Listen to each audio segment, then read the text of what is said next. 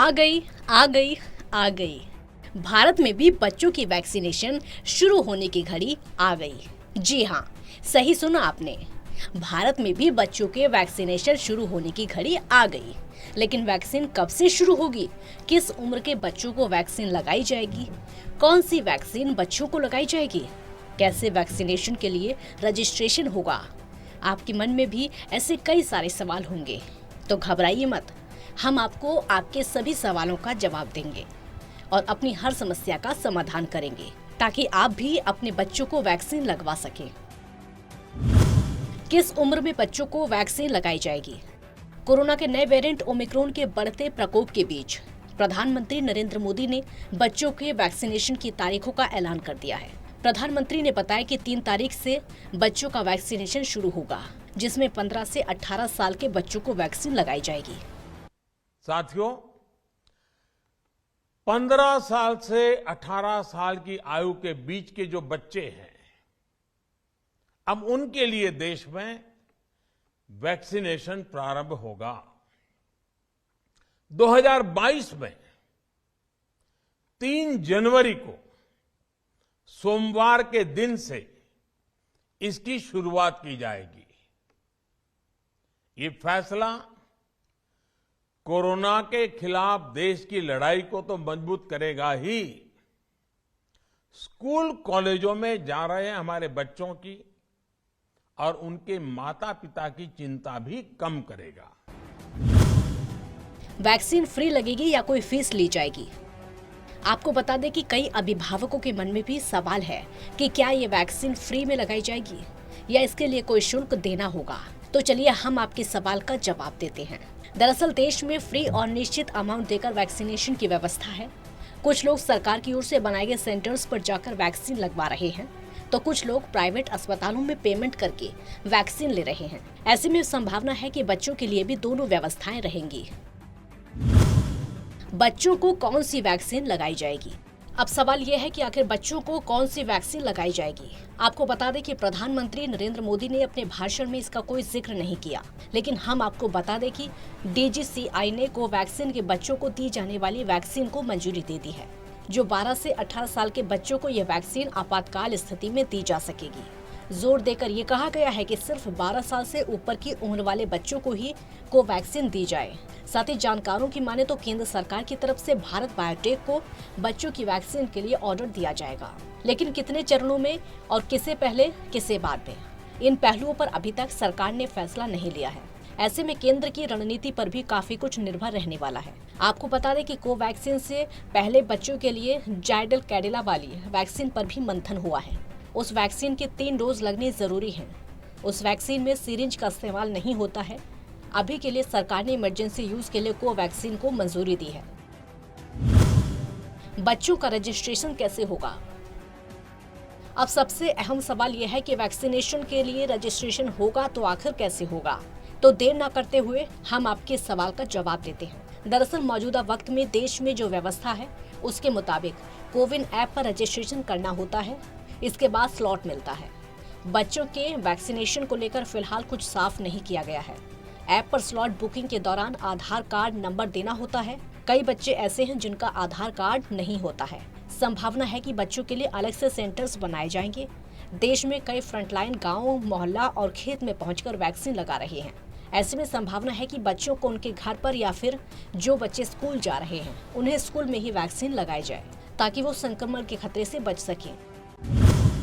Vaccination में 90 दिन का अंतर हुआ तो एग्जाम कैसे देंगे बच्चे?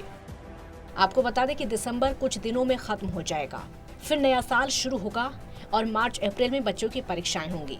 लेकिन सवाल अब ये उठ रहा है कि अगर 90 दिन के अंतर पर वैक्सीनेशन होगा तो फिर बच्चे एग्जाम कैसे देंगे? 18 साल से ऊपर के लोगों के वैक्सीनेशन में 90 तक का गैप रखा था, बीच में इसमें कमी की गई। 3 जनवरी से बच्चों के लिए वैक्सीनेशन शुरू हो रहे हैं। एक्सपर्ट की माने तो अगर बच्चे मार्च अप्रैल में एग्जाम देते हैं तो उनके दूसरे डोज की तारीख नजदीक आ चुकी होगी, और अगर एक डोज ले भी ली तो संक्रमण से काफी हद तक सुरक्षित रह सकते हैं। बूस्टर डोज और प्रिकॉशन डोज क्या है? बच्चों के वैक्सीनेशन का ऐलान हो गया है, लेकिन ओमिक्रॉन के बढ़ते खतरे को लेकर एक्सपर्ट लगातार बूस्टर डोज की मांग कर रहे हैं। ऐसे में अब सवाल ये उठ रहा है कि देश में बूस्टर डोज की क्या स्थिति है। तो आपको बता दें कि ओमिक्रॉन के बीच बूस्टर डोज का गहन मंथन चल रहा है। 25 दिसंबर की शाम को देश को संबोधित करते हुए पीएम मोदी ने बूस्टर डोज के बजाय प्रिकॉशन डोज शब्द का इस्तेमाल किया।